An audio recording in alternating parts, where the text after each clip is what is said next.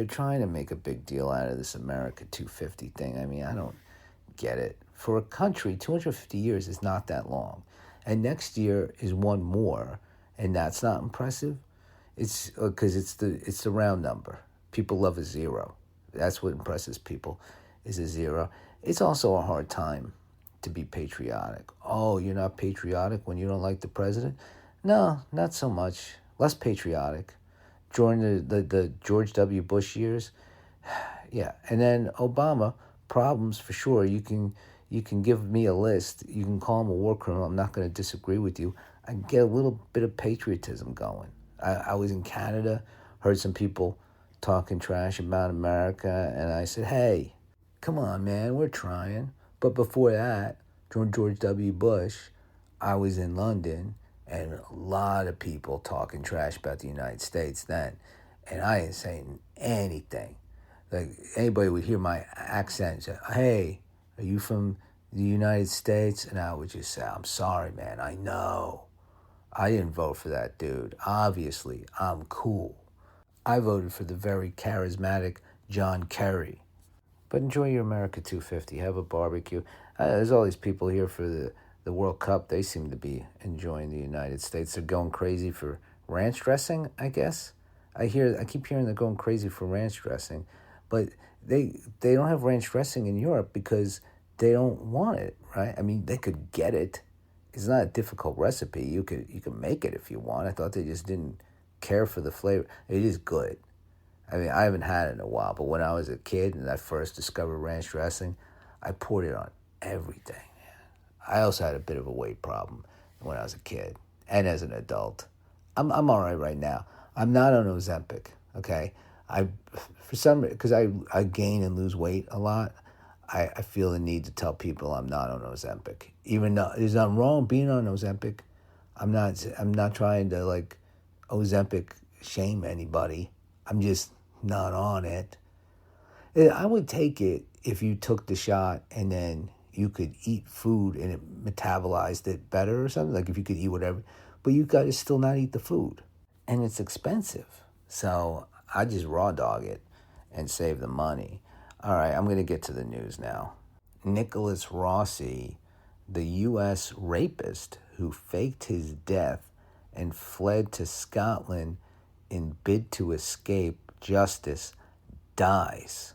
That's pretty good news. I mean, it depends on how you look at it. Death could be seen as an escape. He was in jail, and now he's not. And he faked his own death, so then you got to think, is this another scam? If there's a funeral for this guy, somebody should be there looking out for anyone looking like they're wearing a fake beard or something like that. I'm very intrigued with the idea of faking your own death. Like, I've thought about faking my own death. Not like for real. It's just a fantasy that I have, like disappearing and then, becoming another person. I don't know who I'd become. Would I get back into stand-up comedy? I'm like not known, so I could probably start over again in stand-up comedy, then be like, oh, look at this brand new talent, so impressive for somebody who just started. Then I could start a new podcast with a new name, and just start fresh. But I'm not going to do that. If you hear that I died, I did not fake my own death. Well, if I did fake my own death, let me get away with it. I'm not trying to run from the law. I'm just trying to see what it's like if I fake my own death. But I'm not going to do that. California's landmark anti-plastics law sparks anger as 17 states move to sue. I don't know why they're angry about it. There's no more single-use plastics allowed. I think that's the deal, which does sound difficult. But we have not been using plastic for that long, and it's in our bloodstream now. We're all like 17% plastic now, and it's going to kill us. But it's one of the things that might kill us. There's so many things that are about to kill us that it's one of the things, and it's one of the more convenient ones, the plastic. So I am anti-plastic, but I use it. And if they don't ban the single-use plastics, I will use them and become more plastic. And if that's the thing that does kill me and a bunch of us, then that's still better than nuclear war, right? I'd say it's even better than global warming. Maybe it's contributing to global warming. But then after a bunch of people die from the plastic, then they'll be like, okay, now we're going to have to get rid of the plastic. Maybe the paper bags weren't such a bad idea. All right, yeah, I get it. We lost a generation.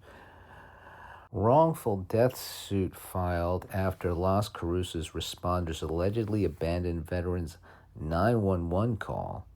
Why would they do that? I've heard about like awful like wait times and things with 911. I've never had to call 911. The one time I did call 911 was by accident. And it was like I had an Apple Watch on, and like if you hit the button a bunch of times, it like calls 911, and I just did that by mistake. Like I didn't know it was doing it. And then I see my phone's like 911, and like I hung up. And then I got a call right back from 911 being like, "Hey, you called, man?" And I was like, "Oh, it's my Apple Watch. I messed up." And all right. They were cool about it. I got a cool 911 person who called me back. But that was a long time ago. And I don't know about this story, so I would have to read about it. Sounds fucked up. Judge throws out, and I read about this the other day, and I don't feel, it's Andrew Tate shit. I don't feel like talking about Andrew Tate. Ex-Trump advisor John Bolton pleads guilty to mishandling classified information. He was a Trump advisor, but he's turned on Trump, which is why he's being prosecuted now. But it's also like, hey, John Bolton, thanks for the Iraq War. So whatever he gets here, good. He probably won't go to jail, but at least he's got to deal with some bullshit. Maybe it'll cost him a bunch of money. Flint Township, 7-year-old dies weighing 255 pounds. Parents charged with second-degree murder. Dude, something tells me this is going to be explored in a documentary or two. So I'll wait for that to find out exactly what happened. FEMA official who claimed he teleported to Waffle House ousted from agency, sources say. So you can be too crazy for this administration. Here you go. It's not even the craziest thing that anybody in the administration has said. It's just kind of not in line with it's different crazy shit. So he's got to go. Or he really did teleport, and that's classified info that he's leaking, and they're like, we got to shut this down. Oh, I wish there was teleportation. That would be so convenient. But they won't let us have it. Big Oil is going to cover it up. Former executive sues Meta over attempts to silence her memoir, Careless People. Did it come out, though, this memoir? I'm not up on memoir releases. I don't know who reads all these memoirs that come out. Like, who's reading the J.D. Vance book or the Gavin Newsom book, or who read, like, Obama's book? Like, anything interesting in there, there's going to be, like, 3 interesting things. And you find out all of those before the book even comes out, because they try to, like, get you to buy the book. So they're like, oh, there's this, this, and this. I'm like, okay, that's the trailer. And the rest of the book is boring details. If I write a memoir, though, it'll be different.